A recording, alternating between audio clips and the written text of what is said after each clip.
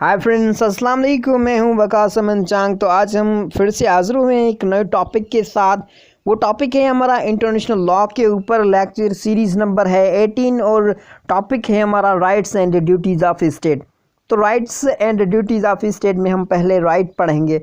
Rights of state, draft declaration on the rights and duties of state of 1949।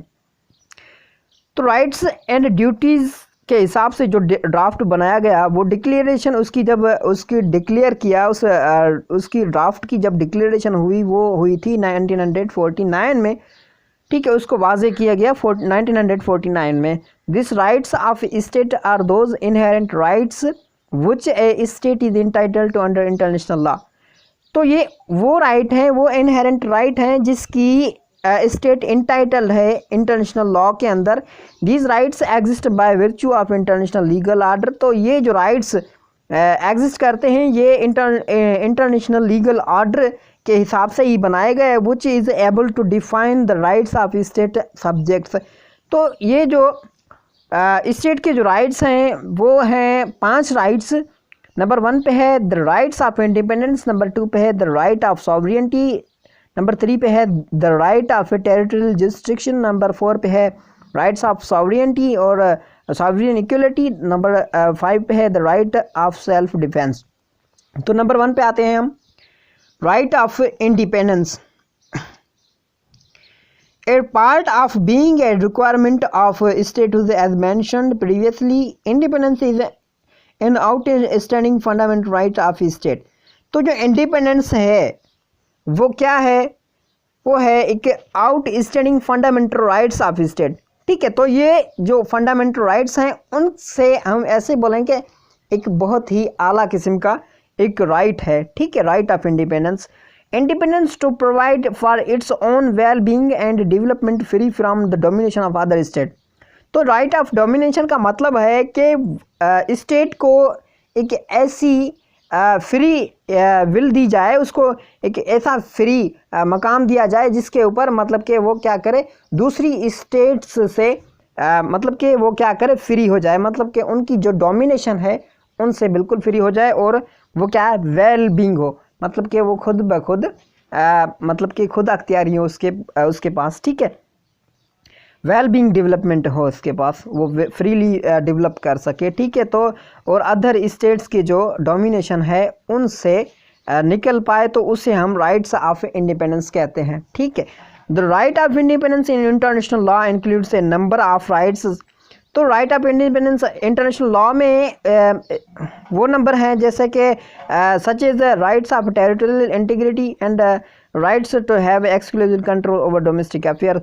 तो right of integrity, ठीक है, तो उसके जो उसकी टेरिटरी में जो भी मैं ऐसे बोलूँ कि हर एक्ट्स हो रहे हैं तो उनके ऊपर भी क्या, उसकी सॉवरियंटी हो। ठीक है, the right of territorial integrity and rights of have an exclusive control over on domestic affairs. तो उसके जो डोमेस्टिक अफेयर्स हैं उसकी स्टेट के, तो उस स्टेट उन डोमेस्टिक अफेयर्स के ऊपर क्या हो, उसकी एक्सक्लूसिवली तौर पे उसकी कंट्रोल हो उसके ऊपर। ठीक है, तो उसे हम राइट ऑफ इंडिपेंडेंस बोलते हैं। मैं इसका थोड़ा ब्रीफली बताऊं कि इंडिपेंडेंस का मतलब होता है खुद मुख्तियारी या सॉवरियंटी, हम उसे बोलें, बहरहाल इसको हम इंडिपेंडेंस बोलेंगे। इंडिपेंडेंस मतलब आज़ादी। ठीक है, तो राइट ऑफ इंडिपेंडेंस का मतलब होता है कि वो स्टेट खुद ब खुद अपनी मतलब कि तरक्की याफ्ता हो जाए। ठीक है, और किसी और स्टेट के अंडर में ना हो, तो उसे हम राइट ऑफ इंडिपेंडेंस कहते हैं। और जो उसकी डोमेस्टिक अफेयर्स हों अपनी ही कंट्री में, उसके जो डोमेस्टिक अफेयर्स हों अपनी स्टेट के, तो उन अफेयर्स के ऊपर भी उसकी सॉवरियंटी हो या एक्सक्लूसिवली उसके ऊपर कंट्रोल हो, तो उसे हम राइट ऑफ इंडिपेंडेंस बोलते हैं। नंबर 2 पे आते हैं the right of sovereignty. The right of sovereignty is a fundamental rights of state. तो जो राइट ऑफ सॉवरियंटी है ये भी एक फंडामेंटल राइट है स्टेट का। All state must enjoy such right. तो हर स्टेट ये राइट्स एंजॉय करती है। सॉवरियंटी है द टू फोल्ड मीनिंग। तो इसकी क्या फोल्ड मीनिंग का मतलब होता है अनडिवाइडेड मीनिंग है इसकी, ठीक है। तो फोल्ड मीनिंग एक ऐसी मीनिंग है जिसको हम तोड़ नहीं सकते, ठीक है। Firstly sovereignty means that a state has the supreme undividable undivided authority over its territory. तो जो सॉवरियंटी है इसका जो मतलब है, इसका मतलब है कि ये एक ऐसी सॉवरियन अथॉरिटी है या सुप्रीम अथॉरिटी है जो क्या अनडिवाइडेबल है, हम इसको तोड़ नहीं सकते। This concept of sovereignty is known as territorial sovereignty. इस सॉवरियंटी की कॉन्सेप्ट को हम क्या बोलेंगे, टेरिटोरियल सॉवरियंटी बोलेंगे, ठीक है। Secondly sovereignty means the capacity of state to enter into relation with other state, ठीक है। तो हम सॉवरियंटी को हम सेकेंडली तौर पे मतलब क्या सेकेंड में हम ऐसे इसको बयान करें कि जो सॉवरियंटी का मतलब होता है कि एक स्टेट की कैपेसिटी कि वो किस उस अदर स्टेट की रिलेशंस में क्या कर सके, इंटर हो सके into the relation with the other state, okay, such as sending and receiving diplomats and engaging in treaty making. क्या करे डिप्लोमेट्स जो मतलब के डिप्लोमेटिक रिलेशंस जो होते हैं उनको मतलब कि आप अगर डिप्लोमेटिक रिलेशंस में आप फॉरेन पॉलिसी जैसे जोड़ते हैं सेंडिंग और रिसीविंग, तो ये आप बना सकें हम उसे बोलेंगे राइट ऑफ सॉवरियंटी। और सेंडिंग और diplomatic engaging in treaty making, तो ट्रीटी मेकिंग का मतलब होता है कि आप एक दूसरे से ट्रीटी बना सकें। ये ट्रीटी का भी जो हक होता है वो किसको दिया जाता है, वो स्टेट को ही होता है, ठीक है। And the enjoyment of certain immunity and privileges from the jurisdiction of other state, this concept connected with the concept of international personality. तो जो सर्टेन इम्यूनिटीज़ हैं और जो प्रिविलेजेस हैं उनकी जो जुरिस्डिक्शन है from the jurisdiction of other states, this concept is connected with the concept of international personality. तो ये कॉन्सेप्ट जो दिया गया है ये कॉन्सेप्ट किससे कनेक्ट करता है, ये इंटरनेशनल पर्सनैलिटी से कनेक्ट करता है कि जो आपकी जो इम्यूनिटीज़ है और सर्टेन जो प्रिविलेजेस हैं तो वो क्या उनका जो जुरिस्डिक्शन हो वो दूसरी स्टेट से अलग हो, ठीक है। तो इसे हम बोलेंगे राइट ऑफ सॉवरियंटी। सॉवरियंटी का मतलब होता है खुद मुख्तियारी। तो हर स्टेट यही चाहेगी कि मैं खुद मुख्तियार हूँ, तो ये एक फंडामेंटल राइट है स्टेट का। नंबर 3 पे आते हैं हम, the right of territorial jurisdiction. तो टेरिटोरियल जुरिस्डिक्शन का मतलब होता है कि उस टेरिटरी की लिमिट उस स्टेट की जो लिमिट होती है वो कहाँ कहाँ तक कहती है। The right of territorial jurisdiction is drive from right of sovereignty. तो ये जो राइट ऑफ जुरिस्डिक्शन है ये ड्राइव किया गया है राइट ऑफ सॉवरियंटी से। This right entitles a state to have the absolute and exclusive authority over all person. तो ये जो राइट दिया गया है right of jurisdiction territorial jurisdiction, तो ये क्या exclusively authority over all person. तो ऑल पर्सन का यहाँ मतलब होता है कि एक आर्टिफिशियल पर्सन होते हैं और होते हैं दूसरे नेचुरल। तो नेचुरल पर्सन तो आगे हम, और जो हमारे जो आर्टिफिशियल पर्सन है वो आगे स्टेट आ गई, जो कोई भी इंस्टीट्यूशन आ गए तो वो आर्टिफिशियल पर्सन है। तो exclusively authority over all person, तो उन इंस्टीट्यूशन के ऊपर उन पर्सनस के ऊपर उसका क्या एक्सक्लूसिवली अथॉरिटी हो, तो उसे हम टेरिटोरियल जुरिस्डिक्शन पढ़ते हैं। मतलब कि उस जुरिस्डिक्शन में जो भी ऐसे पर्सन्स रहें तो उनके ऊपर उसकी एक्सक्लूसिवली नमूने पे अथॉरिटी हो उनके ऊपर। Property and events with in the limits of its national territory. तो उन पर्सन मतलब कि प्रॉपर्टी और इवेंट्स विच इवेंट्स का यहाँ मतलब हम निकालेंगे सोशल गैदरिंग। तो ये जो सोशल गैदरिंग हो वो भी उन नेशनल टेरिटरी की लिमिट्स में ही हो। This authority implies jurisdiction of the state to enact law. ये भी अथॉरिटी लॉ को इनेक्ट करने में भी अप्लाई होती है। To enforce the law and educate person and events within its territorial land, its internal and territorial water and national air space। तो ये जो एडजुडिकेट पर्सन होते हैं, ठीक है, एडजुडिकेट हम बोलें कि ऑफिशियल्स जो होते हैं, या हम ऐसे बोलें कि जो ऑफिशियल जैसे कि हो गए पर्सन, तो हम उसे एडजुडिकेट पर्सन भी बोलते हैं। और जो इवेंट्स मतलब सोशल गैदरिंग है वो भी उसके टेरिटोरियल लैंड के अंदर ही हो। In internal and territorial water, तो उसका जो वाटर है मतलब कि पानी है, इंटरनल हो या टेरिटोरियल, तो वो इंटरनल का ऐसे ही माना लें तो कि आपकी जो अंदरूनी ज़मीन से निकाला जाता है उसे हम इंटरनल, और टेरिटोरियल वाटर जो उस टेरिटरी के ऊपर है तो उसके ऊपर भी क्या उसका कंट्रोल हो। एंड नेशनल एयर स्पेस, और उसकी जो नेशनल एयर स्पेस है तो उसके ऊपर भी उसकी जुरिस्डिक्शन हो तो उसे हम टेरिटोरियल जुरिस्डिक्शन बोलेंगे। ठीक है। और नंबर 4 पे आते हैं द राइट ऑफ सॉवरियन इक्वलिटी। ठीक है, तो राइट ऑफ सॉवरियन इक्वलिटी मतलब कि स्टेट की जो इक्वलिटी होती है, हर स्टेट इंटरनेशनल लॉ में बराबर होती है। ठीक है, तो हम आते हैं sovereign equality means that all states have equal rights and duties. Sovereign equality का मतलब होता है कि जो भी स्टेट है उनके राइट्स और ड्यूटीज इक्वल हों, have the same judicial capacity and function, तो हर किसी के जो फंक्शंस हो, जुडिशियल फंक्शंस हैं, वो क्या हो, वो सेम हो।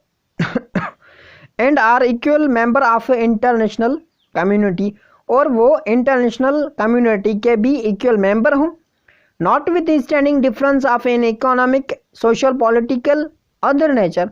तो ये इनका कोई भी ऐसे कोई इनके मतलब के डिफरेंस नहीं हो कि इकोनॉमिकली तौर पे और सोशली और पॉलिटिकली तौर पे उनको में कोई डिफरेंस ना हो। Sovereign equality is mentioned in charter of United nation as principles on which organisation is based.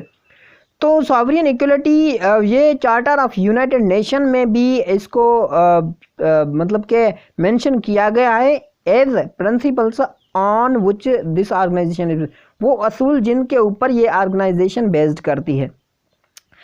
तो राइट ऑफ सॉवरियन इक्वलिटी का मतलब है कि हर स्टेट के यूनाइटेड मतलब के चार्टर ऑफ यूनाइटेड नेशन है उसके चार्टर में भी इक्वली तौर पे उनको ट्रीट किया गया है।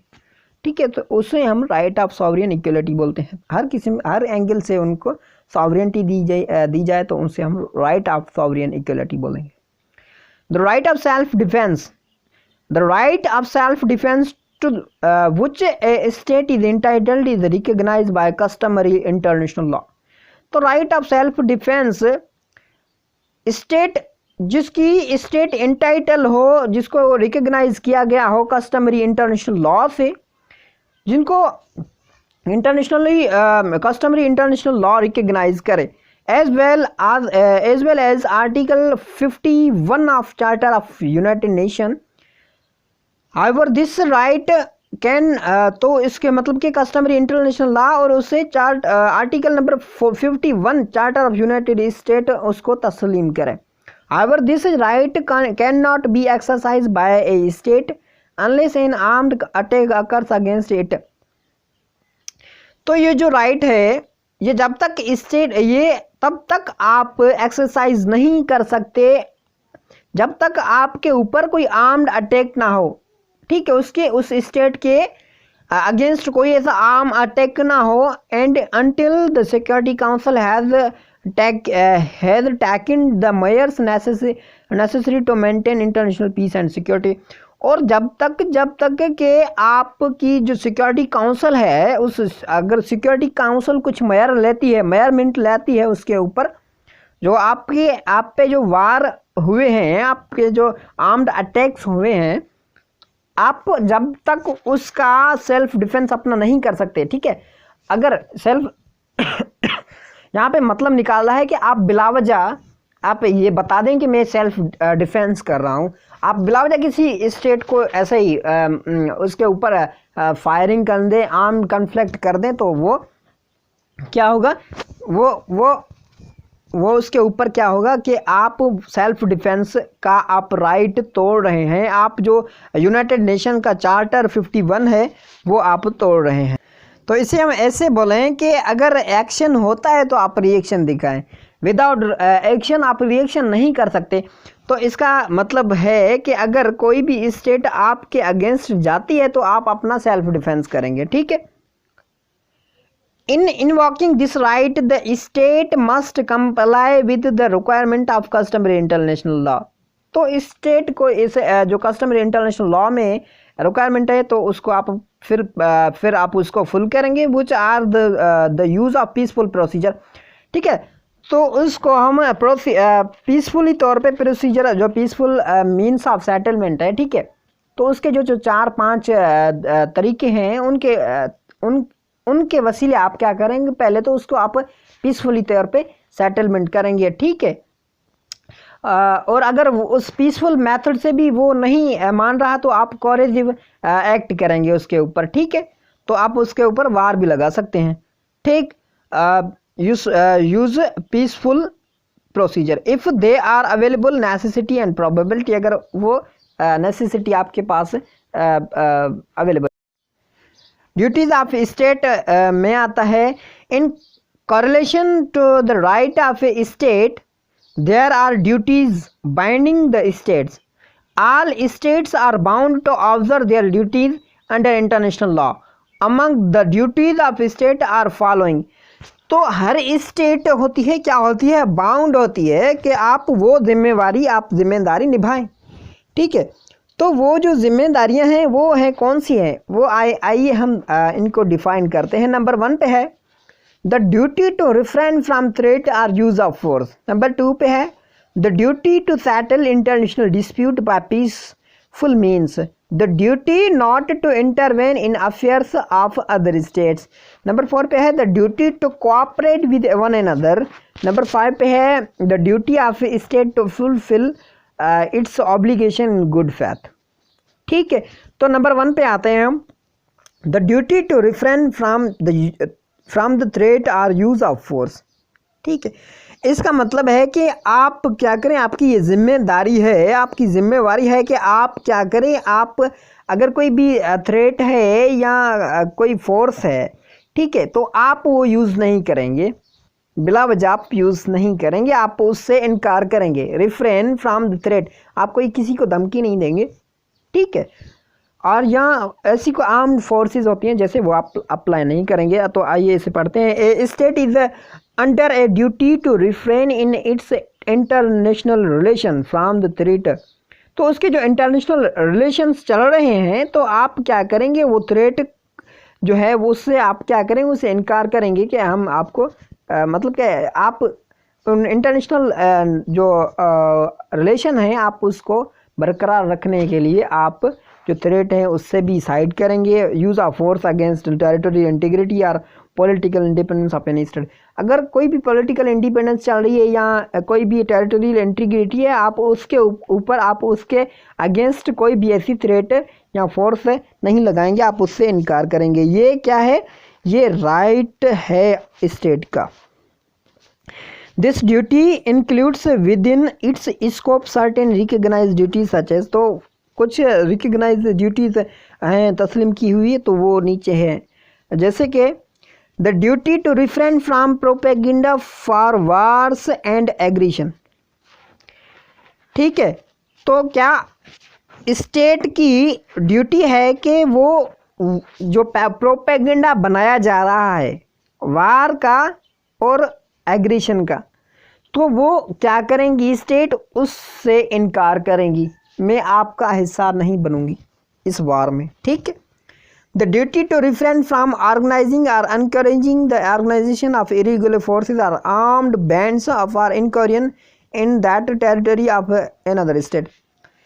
तो स्टेट क्या करेगी, अगर कोई भी ऑर्गेनाइजिंग बनाई जा रही है, ऑर्गेनाइजेशन बनाई जा रही है कि इनकरेज कर, मतलब आप उसको इनकरेज भी नहीं कर रहेंगे कि कोई भी ऑर्गेनाइजेशन, अगर कोई ऐसी ऑर्गेनाइजेशन बन रही है जिसमें इरेगुलर फोर्सेस हैं, आर्म्ड बैंड्स हैं, मतलब कि जो आर्म्ड बैंड मतलब कि वो चीज़ें जो बैन की गई हैं, वो हथियार जो बैन किए गए हैं, आप उनको इनकरेज नहीं करेंगे स्टेट्स को जो ये अमल करना जा रही हैं। और फॉर इनकरियन मतलब कि इनकरियन का मतलब होता है सडन अटैक और sudden war.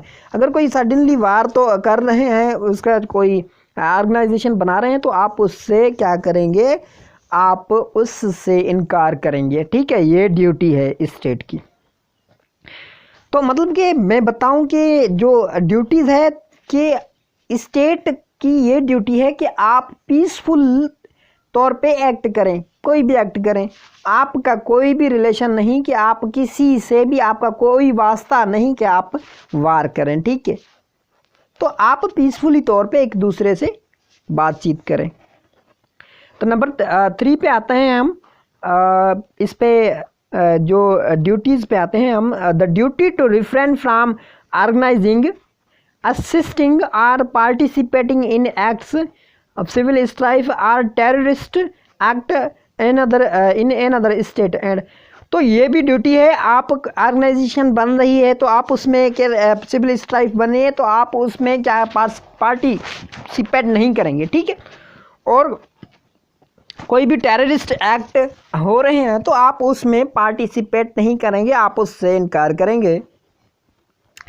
The duty to refrain from forcible action which is drive from peoples from their rights to self determination, freedom of and independence. तो आप कोई भी ऐसे फोर्सिबल एक्शन जो पीपल बना रहे हैं, मतलब कि पीपल क्या चाह रहे हैं कि हम क्या करें, हमको सेल्फ डिटर्मिनेशन चाहिए, फ्रीडम चाहिए, फ्रीडम ऑफ इंडिपेंडेंस, ठीक है, फ्रीडम एंड इंडिपेंडेंस चाहिए, मतलब कि आप उनका साथ नहीं देंगे। तो अगर वो फोर्सेबल एक्शन ले रहे हैं तो आप वो चाहे वो जाके पीसफुली तरीके से भी कर सकते हैं ना, ठीक है। तो अगर वो पीसफुल तरीके से बोल रहे हैं कि हमको इंडिपेंडेंस चाहिए, हमारे जो ह्यूमन राइट्स हैं वो वायलेट हो रहे हैं, हम इतनी घटिया ज़िंदगी गुजार रहे हैं, तो आप उसका क्या करेंगी, हेल्प कर सकती हैं आप उसकी। मगर आप ऐसे नहीं कर सकती कि आप उनके साथ रह के आप वार लगा दें। ये एक ड्यूटी नहीं है स्टेट की, ड्यूटी है कि आप उसको समझाएं, आप ऐसा एक्ट ना करें, उनसे इनकार करें, ठीक है। तो ये आ गई duty to refrain from the threat. Number 2 पे चलते हैं हम, the duty to settle international dispute by peaceful means, ठीक है।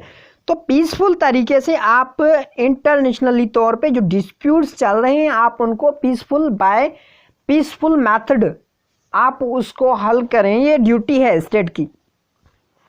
A state is under a duty to settle its international disputes with other states by peaceful means। अगर आपके बीच में कोई इंटरनेशनली तौर पे डिस्प्यूट चल रहा है तो आप उससे सेटलमेंट करेंगे, आप उसको सेटल करेंगे किसी तरीके से, पीसफुल तरीके से, in such a manner that international peace, security and justice are not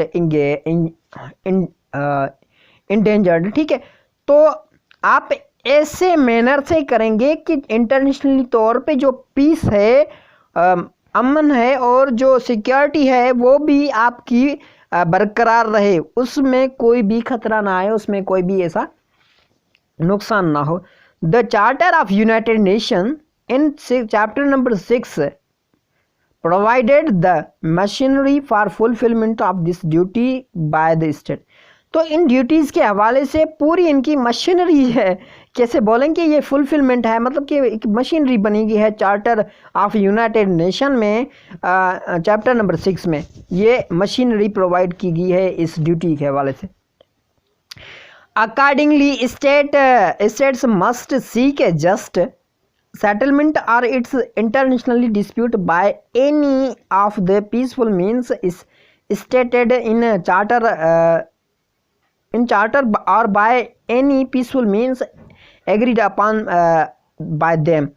तो क्या करेंगी, स्टेट की ये ड्यूटी है कि वो कोई भी ऐसा तरीका क्या करे, वो ढूंढे जिसके मतलब के इंटरनेशनल तौर पे जो डिस्प्यूट हैं वो आप पीसफुली तौर पे करें, या आप चार्टर ऑफ यूनाइटेड नेशन में जो आर्टिकल नंबर 51 में दिए गए हैं, जो भी तरीके दिए गए हैं, तो आप चार्टर ऑफ यूनाइटेड नेशंस के हिसाब से भी चल सकते हैं, ठीक है। आप कहीं से भी तलाश करके आप ऐसा तरीका बनाएं जिसके वसीले आप पीसफुली तौर पे आप क्या कर सकें, पीस कायम कर सकें। In case of failure to reach peaceful settlement by themselves, they are under the duty to comply with the action taken by United Nations।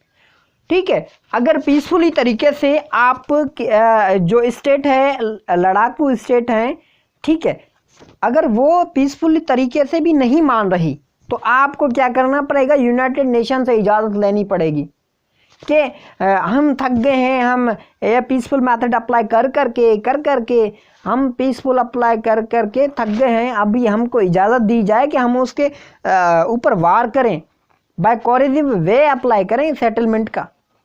ठीक है, तो वो आपको यूनाइटेड नेशन से इजाज़त लेनी पड़ेगी। तो ये ड्यूटीज हैं स्टेट की। तो नंबर 3 पे चलते हैं हम, the duty not to intervene in affairs of other state. तो आप किसी भी स्टेट के अफेयर्स में आप इंटरफियर नहीं कर सकते। A state is under the duty not to intervene directly और इनडायरेक्टली। आप उसको डायरेक्टली और इनडायरेक्टली आप उसके बीच में इंटरफियर नहीं कर सकते फॉर वाट एवर रीज़न, कोई भी रीज़न हो। ठीक है, इन द इंटरनल और एक्सटर्नल अफेयर्स, कोई एक्सटर्नल अफेयर हो उनका स्टेट क्या या उसका इंटरनल अफेयर हो, तो आप उसके बीच में आप कोई भी दखल अंदाजी नहीं कर सकते। ठीक है, of any other state in constitute A violation of international law and use. अगर आप ऐसे करते हैं तो ये वायलेशन हो जाती है इंटरनेशनल लॉ के एंड ठीक है। Encourage the use of threat to use of military, internal affairs duty to, ठीक है।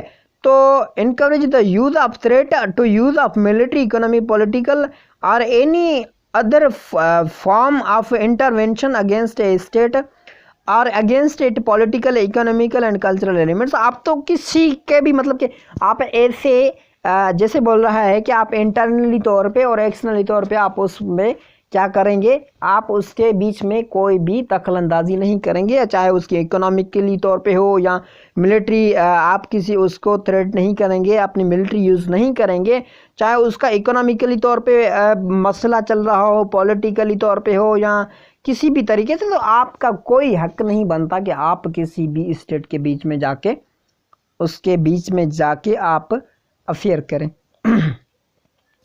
नंबर 4 पे आते हैं, duty to cooperate with one another. तो स्टेट की ड्यूटी है कि आप एक दूसरे से कोऑपरेट करें। State is under the duty to cooperate with other state. तो आप की यह ड्यूटी है कि आप अदर स्टेट से और स्टेट से आप कोऑपरेट करें, irrespectively of the difference in their political, economical and social system. अगर आपका जो सोशल और पॉलिटिकली तौर पे आपका डिफरेंस है, पर आप एक दूसरे से कोऑपरेट करें इन वेरी मतलब कि आप इन पॉलिटिकली तौर पे आप कोऑपरेट करें, सोशल सिस्टम से आप कोऑपरेट करें, ठीक है, in various spheres of international relation. तो आप इंटरनेशनल तौर पे मुख्तलिफ तरीके से आप एक दूसरे से कोऑपरेट करें। In accordance with the charter of United nation accordingly a state should cooperate with other state in economic, social, educational, cultural, educational and scientific field। तो चार्टर ऑफ यूनाइटेड नेशन के हवाले से कि आप एक दूसरे से कोऑपरेट करें, स्टेट्स एक दूसरे से कोऑपरेट करें इकोनॉमिकली तौर पे, सोशल तौर पे और कल्चरल हिसाब से, एजुकेशनल हिसाब से और साइंटिफिक फील्ड्स में आप क्या करें, एक दूसरे से कोऑपरेट करें। जैसे कि अगर मैं अभी वीडियो बना रहा हूँ ये, तो मैं क्या कर रहा हूँ, कोऑपरेट कर रहा हूँ आपसे, ठीक है, और आप स्टूडेंट्स हैं और आप मेरे क्या फ्रेंड्स हैं, तो आप मुझसे कोऑपरेट करेंगे एक दूसरे से। तो अगर कोई और कंट्री का अगर ये वीडियो देखेगा तो ये भी मुझसे एक नमूने से कोऑपरेट करेगा, ठीक है। तो इसे हम बोलें educational cooperation. As well as in field of peace and security and human rights and freedom. तो ह्यूमन राइट्स के हिसाब से, पीस के हिसाब से, सिक्योरिटी के हिसाब से भी आप एक दूसरे से कोऑपरेट करें। अगर कोई सिक्योरिटी आपकी डिस्टर्ब हो रही है या पीस डिस्टर्ब हो रहा है इंटरनेशनली तौर पे, तो आप एक दूसरे से कोऑपरेट करके पीस कायम कर सकें। तो ये भी एक ड्यूटी है स्टेट की। नंबर 5 पे आते हैं, duty of state to fulfil its obligation in good faith. तो आप अपनी जो जिम्मेदारियां हैं वो आप गुड फेथ में आप उसको फुलफिल करें। State is under the duty of fulfil in good faith to obligation assumed by under the charter of United Nation. तो जो चार्टर ऑफ यूनाइटेड नेशन ने अज्यूम किए हैं जो गुड फेथ में आप क्या करें वो ड्यूटी फुलफिल करें। एंड इंटरनेशनल लॉ, और इसको जो इंटरनेशनल लॉ ने जो बयान बताया है इंक्लूड्स इंटरनेशनल ट्रीटीज़ जिसमें हम इंटरनेशनल ट्रीटीज़ के हवाले से बात करें तो ये भी इसमें इंक्लूड की गई हैं। तो the concept of good faith implies that state should perform it's assume obligation honestly. तो जो भी स्टेट है उसका ये उसका हक है और गुड फेथ में क्या करे वो जो भी उसको परफॉर्म करने के लिए दिया गया है तो वो हॉनेस्टली ईमानदारी से वो अपना काम सर अंजाम दे without malice and defraud and without seeking unconsciously advantages. ठीक है, तो आप मेलाइस ना करें। डिफ्राइड मेलाइस भी एक टॉपिक है किसका, इसका लॉ ऑफ टॉर्ट का, तो ये भी मेरे दोस्त ने बयान किया है। तो मेलाइस पे आप जाएंगे तो आप वहाँ पे सर्च करेंगे हमारा यूट्यूब चैनल तो आपको पूरी इसकी डिटेल मिल जाएगी। ठीक है, डिफ्राइड एंड विदाउट सीकिंग कॉन्शियसनबली एडवांटेजेस। तो अगर आप क्या करें, आप इसके मतलब कि आप एडवांटेजेस ढूंढें कि हमें क्या यहाँ से एडवांटेज मिल जाएगा। तो आप ऐसे फेथ में कोई भी अमल नहीं करें, आप गुड फेथ में करें कि हर स्टेट को इससे मतलब कि फ़ायदा होगा। तो आप उसी नमूने से आप ड्यूटी निभाएं। तो ये था आज का हमारा लेक्चर। अगर आपको पसंद आया हो तो आप इसको लाइक करें, शेयर करें, कमेंट करें और सब्सक्राइब करना ना भूलें। Thank you.